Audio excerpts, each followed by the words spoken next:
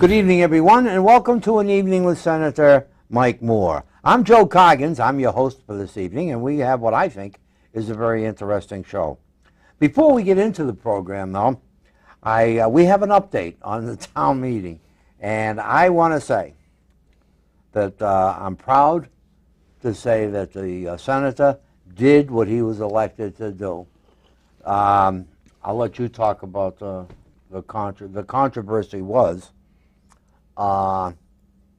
whether or not the article was written properly or whether it could go down to Boston and be amended. Correct. Question. And the good senator, after the people voted, he did what the people that voted at the town meeting and what the town meeting is all about. He took it to Boston and he did his job. And I tell you, Mike, there's an awful lot of happy people today when you had me, you assigned me to let some of these people know because you were busy helping other people in other areas. But why don't you talk to the people and clear up this misunderstanding, for the lack of a better word. Well, I think basically everyone remembers that we had a town meeting 2 weeks ago, or a week ago, 2 weeks ago, regarding an article that would allow police officers, people over 65 to be special police officers and to work details from 65 to 70. They ended up having a petition that was signed by, I think, over 100 people, which called for the special town meeting. The way the petition process works, though, for that is the town has to actually file the article based on the petition as it's submitted to the town. So there were three sections of the article that was voted on, and two of the sections were very broad, where a home rule petition can only be specific to the town that it's originating from. But the language of the first section would have been something that would have impacted every community in Massachusetts. And the same thing for the second section of it. So those two sections of it, where it would have had implications across the state and other communities, would have made it outside the scope of what we could have done in the legislature. And there's always a question of, because it's a home rule petition, whether the legislature can change a home rule petition that's submitted to us because it's voted on at town meeting by the residents of the voters of that town. So we actually we submitted to the Senate Clerk's office, and we got a ruling yesterday, late yesterday afternoon, that the modifications that needed to be made to this home rule petition can be made. So we are actually in the process of filing it. It should be filed by the end of next week in the Senate, and then we have to get the House to sign on to it. So the language that will be filed will conform to the state constitution, and there shouldn't be any issues as far as the language goes now.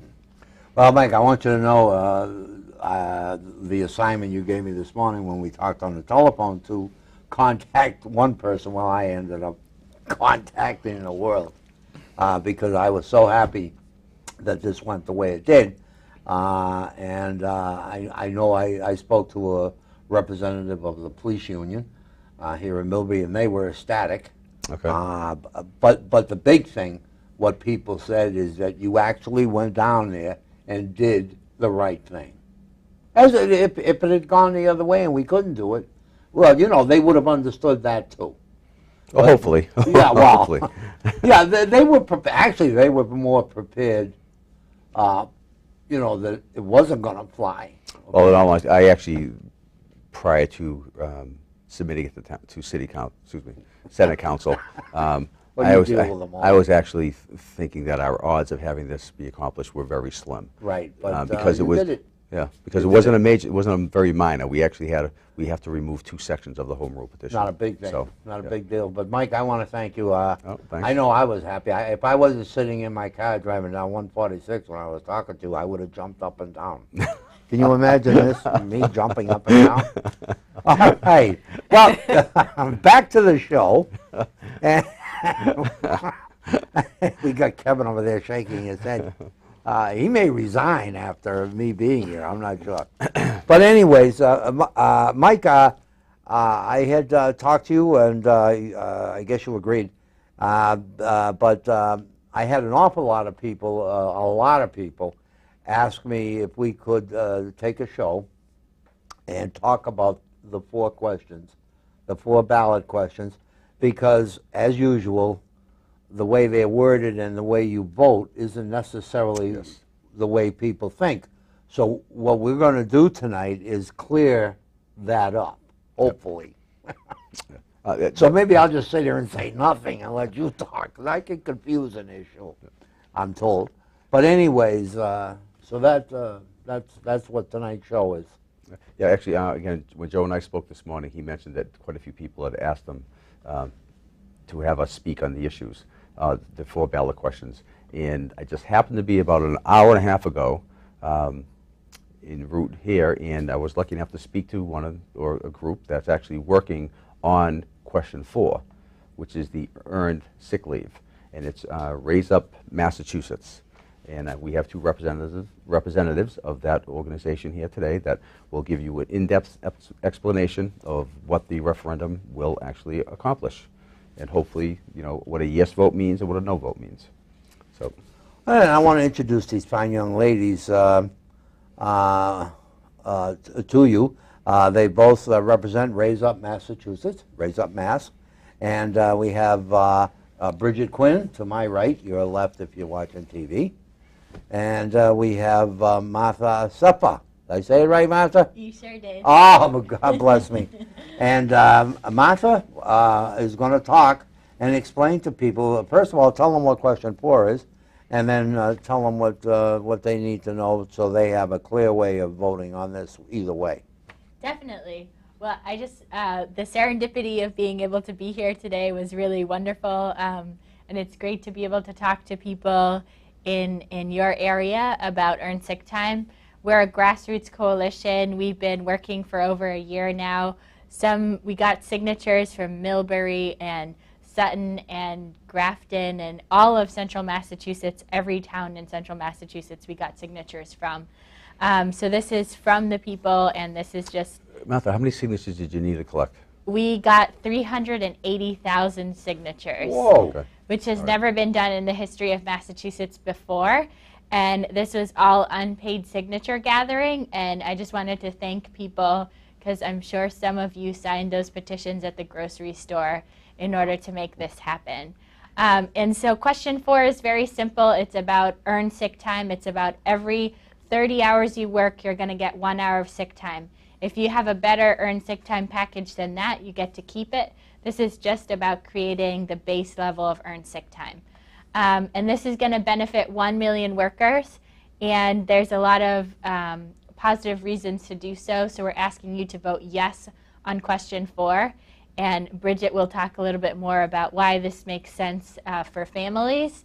And this, in Massachusetts alone, the average in most towns is about 30 to 40% of workers don't have earned sick time. Right. Like Martha said, we have 1 million workers in Massachusetts that do not currently have earned sick time.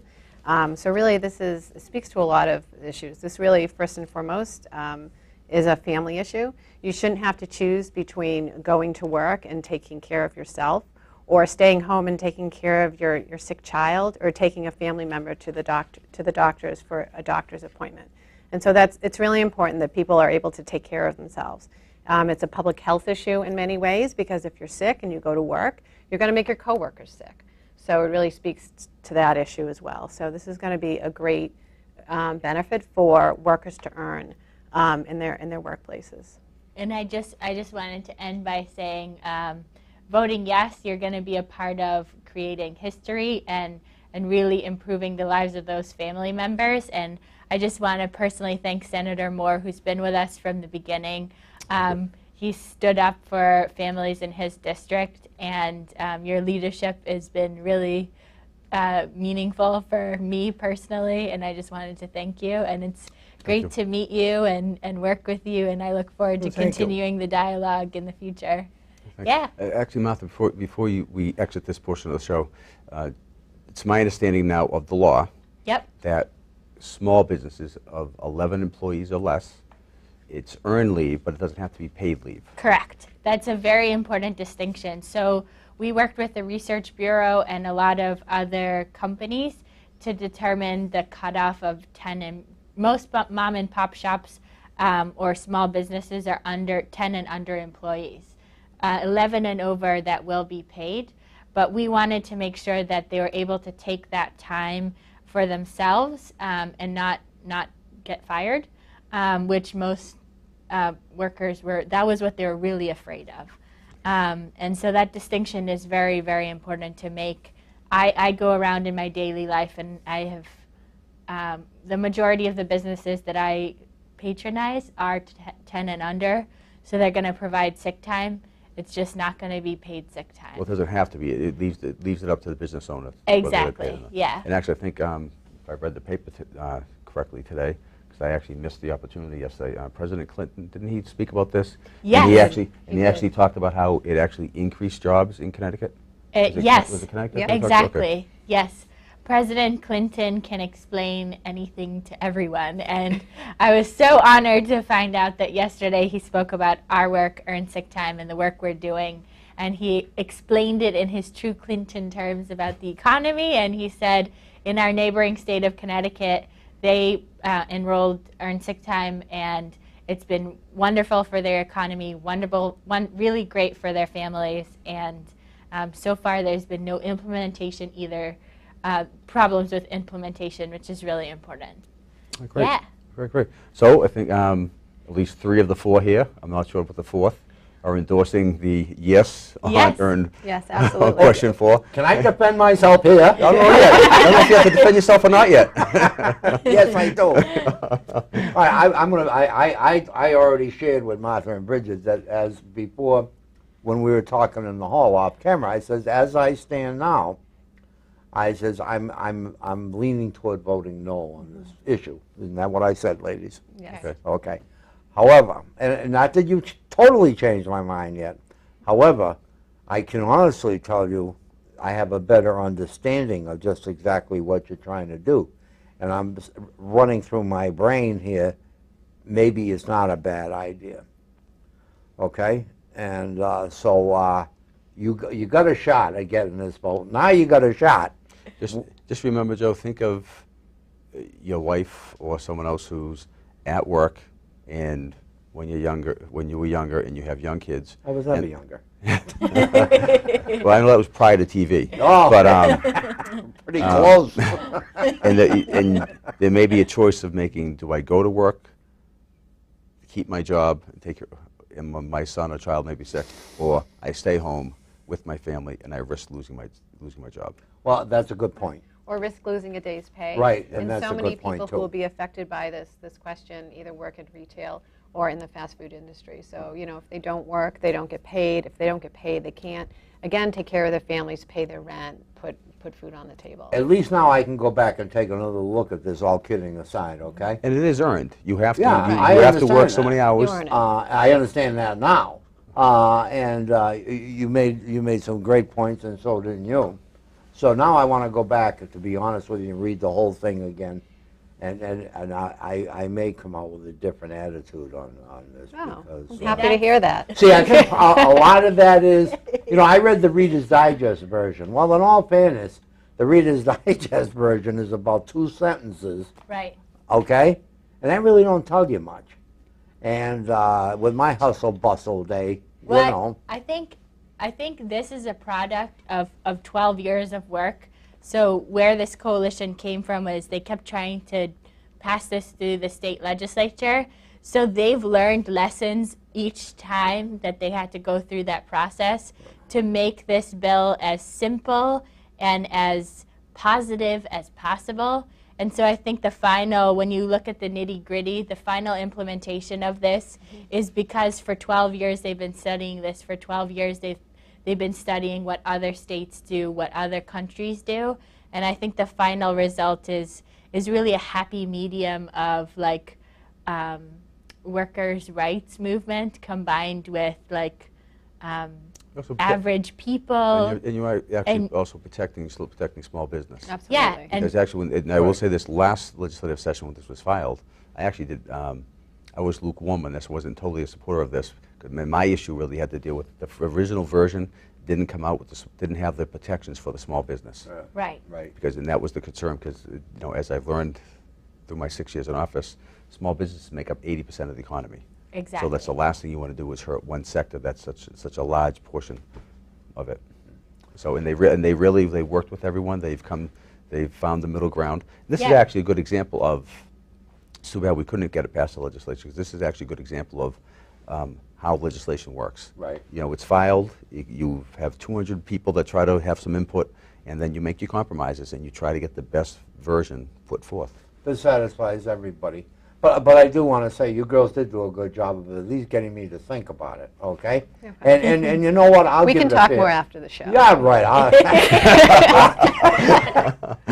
Yeah, you're going to use my association with your parents Oh, come on now. against me. Yeah. But anyways, Mike, you all set? Because Yeah, if no, you like I said, are, that's I'm for gonna, question 4, that's Yeah. it. We're going Again, to talk about the other 3 bills, but you really do, in all honesty, you have me thinking. And you know, after what you both said, you know, it makes sense, because it's nobody should fear losing their job because they're sick or a day's pay.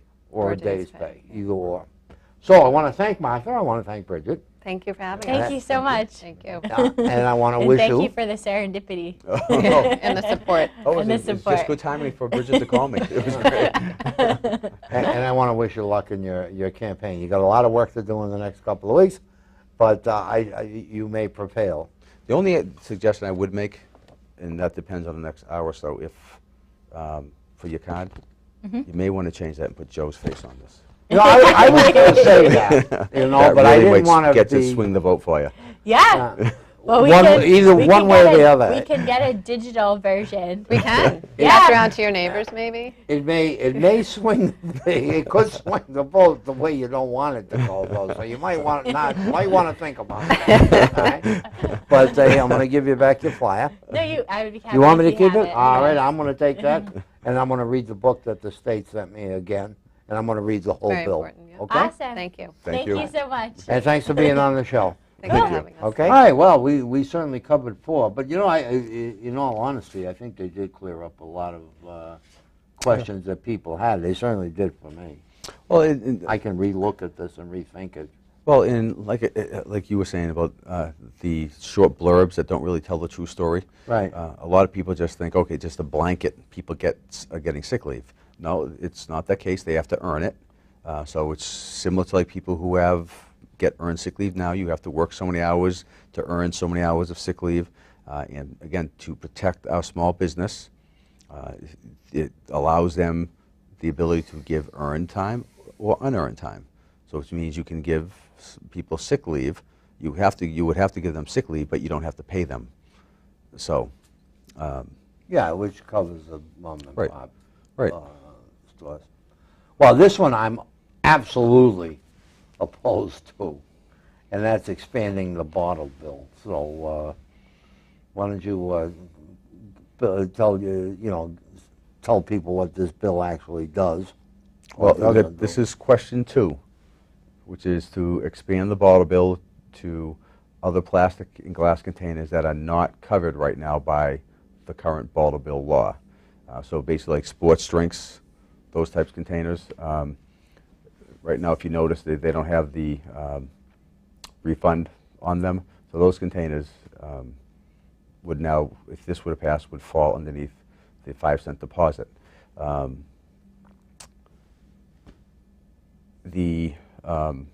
I guess I'm just, my position on this, I mean, that's a very short, simple summary of what it does. Right. But my position on this is, like yourself, I'm actually opposed to this. I actually think that if you look at the overall recycling policies in Massachusetts, the bottle bill, I think 30 years ago, or 20 years ago when it was first established, I think it was a great initiative. I think it was needed at the time because we had a lot of litter issues and recycling wasn't on the forefront. Right. Now we have 20 years, 30 years of recycling initiatives that have gone forth. Millbury's a green community. We have many communities that are green, and if you look at the area of recycling that this is going to address, it's only going to address glass and plastic, which makes up 17% of the waste stream. So where does that other 23% go? I mean, excuse me, 83%. That's 83% of the waste stream that's recyclable, is still not being addressed. And municipal solid waste, 32% of that is trash and paper, cardboard, those type of wastes. So I think there's better ways for us to do it. And actually myself and former Representative John Bedenda, who I think everyone realizes that just passed away, we actually filed legislation last year, this past year, to actually do away with the bottle bill and to establish a comprehensive recycling policy in Massachusetts where you would do away with the 5-cent refund. The distributors, so like Pepsi Cola, Coca-Cola, Polar Cola, they would actually pay 1 cent for every container. So the same containers now that the bottle bill wants to expand to cover, this would cover that. This would cover, they would pay 1 cent to that would go to a municipal recycling fund that would be overseen by an 11-member commission that would be appointed by the governor. And the difference between this money and the money that's currently brought in by the bottle bill is that this fund would actually go to cities and towns. It would be a separate fund that cities and towns would apply to for grants that would be tied to either pay-as-you-throw or new types of recycling programs, but it would be a comprehensive recycling program. There would be programs that would address all the waste stream, such as how Millbury has a single stream. Well, it could be used to address establish that type of recycling program. And the current bottle bill, 68% of the plastic and glass containers that are eligible for the bottle bill refund are returned. So we've got roughly 32% that is not returned for the refund, which basically results in $25 million coming back to the Commonwealth through the unredeemed funds that are going into the general fund. So that $25 million, when it goes and funds the general fund, goes into the general fund, then it goes to environmental programs.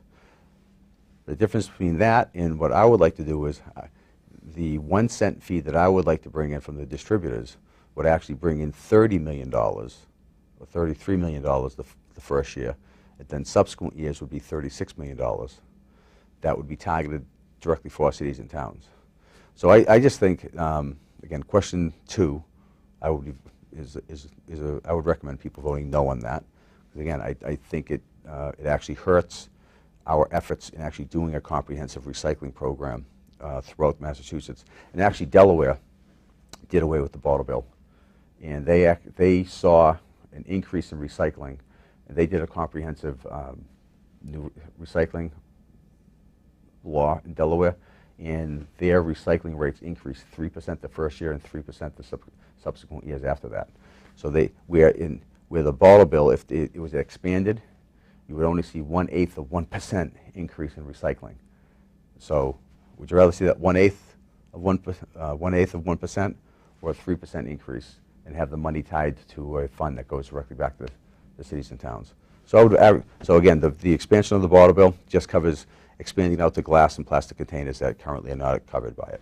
I just think it's too limiting. I think there's so many other areas of recycling that need to be addressed that I would recommend voting against it. And I'm with you on that. Vote no on question 2. 2. All right, let's go to question 3. That's the casino, right? Yes. All right. I'll tell you my feeling first, or do you want Sure. me? Go ahead. I'll tell you my feeling on this. We already voted on this once. Okay, we've got a lot of people that have invested a lot of money, and I mean, I'm opposed to this ballot question, so I'm going to vote no because we already voted this. Okay, and I just don't see. I mean, how many times are you going to bring it back? You know, and because somebody didn't get their way, they go, oh, yeah, they got the signatures. But you know what? They would have got the signatures anyway because those are the people that were opposed to it before are opposed to it now. I don't see too many people that were for it going the other way, or vice versa.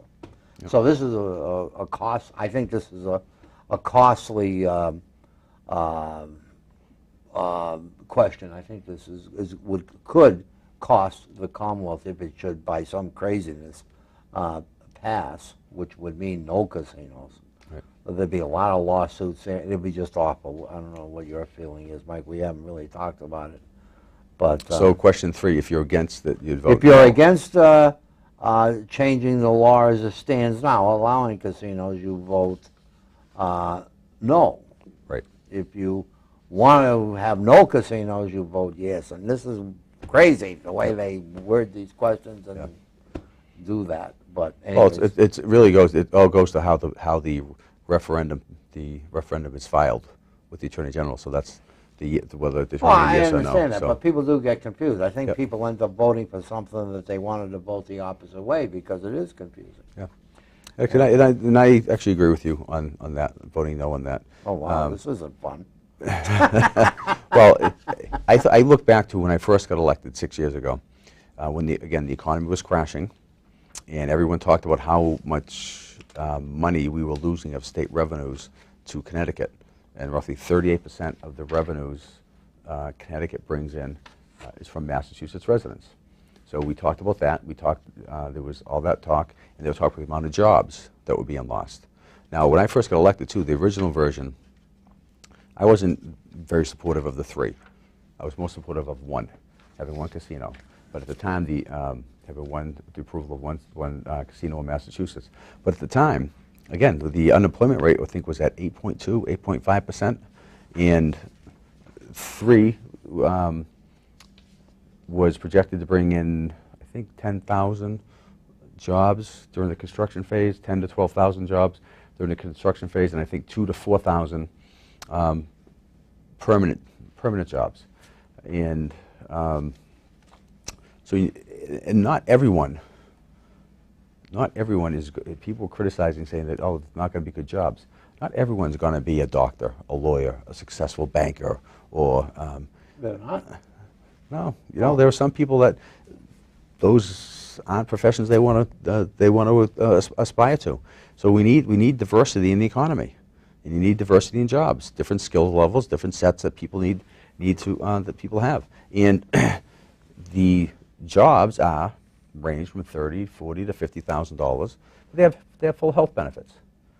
So if that's something that we can need to add diversity to our employment market, I think it's something we should look at. And right now, again, there's the issue of addiction. Well, we've got, again, all those people that are going down to Connecticut that are funding that 38% of their revenue. Well, we have some people of that 38 who have addiction problems, but we have no revenue here in Massachusetts that is being brought back to fund those services. In the passage of the legislation, there is language that have money, portions of that money go back to addiction services, and we have all sorts of other safeguards as part of this. We even, and it was an amendment that I had filed that got passed, that 33% of gross revenues would go back to an education fund that would fund K through 12 in higher education. And there's language in there that the money had to be in addition to money already appropriated, so we couldn't supplant money. So we couldn't say, okay, well, we got $20 million from this now, we can reduce the money from the general fund by that $20 million. It would have to be above and beyond that. So if we put safeguards in for the addiction services, we're trying to enhance money back to local aid, and the bottom line is to people in the host community have the right now. If you don't want it, you vote. The host community has to have a town referendum, and we've seen referendums all over the state, and we've seen the Springfield voters approve it. We've seen the Boston voters or Revere voters say no. Everett voters say yes. So there's the local approval. It's not some entity coming in from California or wherever saying, hey, I'm buying a shop here and I'm putting this here and you have nothing to say about it. Right. There's direct local approval in this process. So if you can't tell, I'm voting no against that. I'm voting no also on that.